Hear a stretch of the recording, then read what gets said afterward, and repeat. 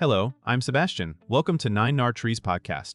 Today I will summarize and review the book, Pilot's Handbook of Aeronautical Knowledge 2025 FAA H88325C is the Federal Aviation Administration core ground training reference designed to build a solid foundation for pilots in the United States. Frequently used by student pilots, instructors, and aviation programs, it organizes essential aeronautical concepts into a practical learning progression that supports knowledge test preparation and real-world decision-making. The handbook covers how airplanes fly, how aircraft systems work, what makes engines and propellers perform well, and how pilots plan and conduct safe flights within the national airspace system.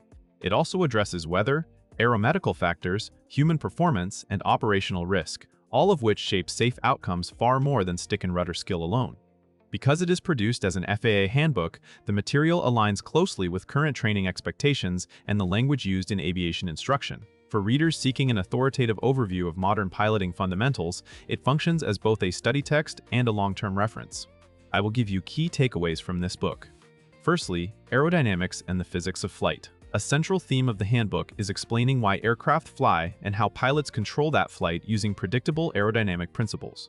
It ties lift, weight, thrust, and drag to practical outcomes such as climb performance, cruise efficiency, and landing behavior. Readers learn how angle of attack drives lift and stall risk, why airspeed alone does not prevent a stall, and how load factor changes stall speed in turns. The discussion connects stability and control to real pilot actions, describing how trim, balance, and control surfaces influence the aircraft's tendency to return to steady flight or diverge from it. The handbook also clarifies concepts that often confuse new pilots, including induced versus parasite drag, the region of reverse command, and how density altitude affects aerodynamic performance even when the airplane is operated correctly. This topic is not presented as abstract theory. It is positioned as the reasoning behind good technique, such as maintaining safe margins during maneuvering, understanding why approach speed matters, and anticipating performance limits on hot, high, or heavy days. The result is a mental model that supports safer decisions across takeoff, cruise, and landing. Secondly, aircraft systems, engines, and performance planning. The handbook emphasizes that confident piloting depends on understanding what is happening under the cowling and behind the panels. It surveys typical aircraft systems found in training and personal aircraft, including flight controls, fuel, electrical, hydraulic, and landing gear arrangements, and explains what normal operation looks like so abnormal indications stand out. It also outlines piston engine fundamentals, propeller behavior, and how mixture, power, and engine cooling interact, which helps pilots manage performance without overstressing equipment. A major practical element is performance planning, using published data to predict takeoff distance, climb rate, cruise speed, and landing distance under specific conditions. The text connects these calculations to density altitude, runway surface, wind, weight, and balance, pushing pilots to treat performance numbers as safety tools rather than paperwork.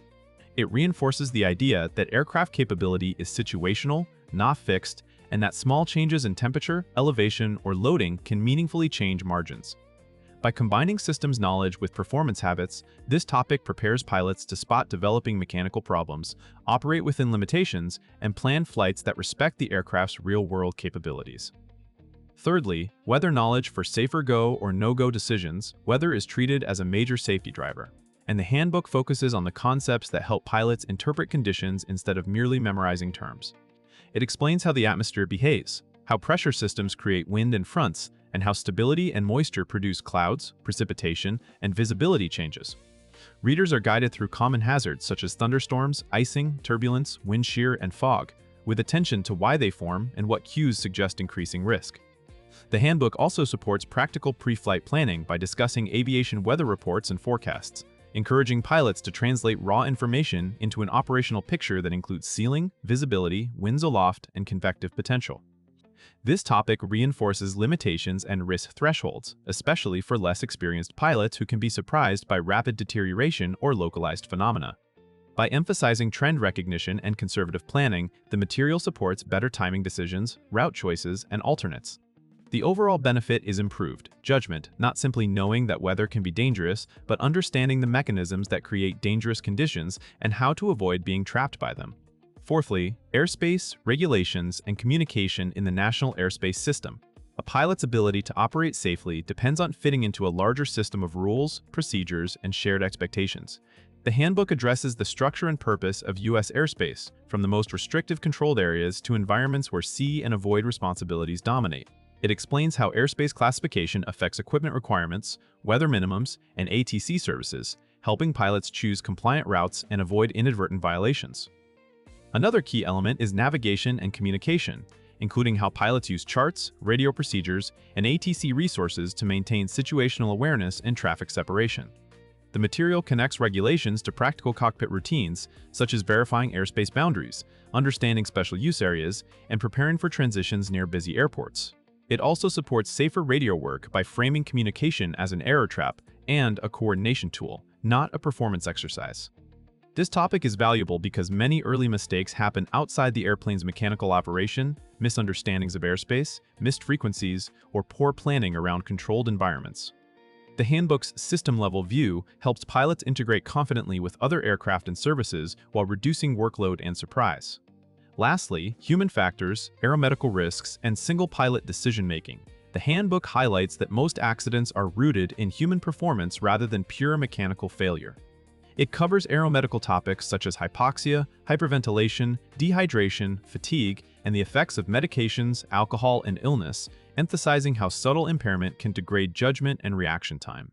It also addresses vision limitations, spatial disorientation, and stress responses that can lead to poor control inputs or fixation, particularly in marginal weather or high workload situations. Beyond physiology, the material supports structured decision-making by discussing risk management concepts that help pilots identify hazards, evaluate alternatives, and set personal minimums. The handbook encourages habits that reduce error, such as thorough pre-flight planning, disciplined checklist use, and maintaining situational awareness through consistent instrument scanning and cross-checking. It also reinforces the value of recognizing and correcting hazardous attitudes, which can turn routine flights into high-risk scenarios. This topic is particularly useful for students transitioning from learning maneuvers to managing complete flights, because it frames piloting as an ongoing process of self-assessment and margin management. The end goal is safer, more consistent performance under real-world pressures. In conclusion, this handbook is best suited for student pilots preparing for private pilot training and knowledge tests, instructors who want a consistent FAA-aligned reference, and experienced pilots who want a refresher on foundational concepts they may not revisit often. Readers benefit because it ties core theory to operational outcomes. Understanding aerodynamics supports safer maneuvering, systems knowledge supports better abnormal response, weather concepts improve go or no-go judgment, and airspace familiarity reduces violations and workload. The human factors coverage helps readers recognize how stress, fatigue, and subtle impairment can undermine good intentions, which is critical for single-pilot flying. Compared to many commercial test prep guides, this book is worth buying as a durable reference rather than a short-term cram tool. It is designed to build comprehension that transfers to unfamiliar aircraft, new routes, and changing conditions. While other books may offer more mnemonics or practice questions, the FAA Handbook typically provides broader context, clearer definitions, and closer alignment with how exam topics and training standards are framed. For pilots who want a trustworthy backbone for their aviation library, it offers high value and long-term usefulness. If you would like to support Federal Aviation Administration staff, you can buy the book through the Amazon link I've provided in the podcast description. After reading the book, please let me know what you think and share your thoughts. See you around.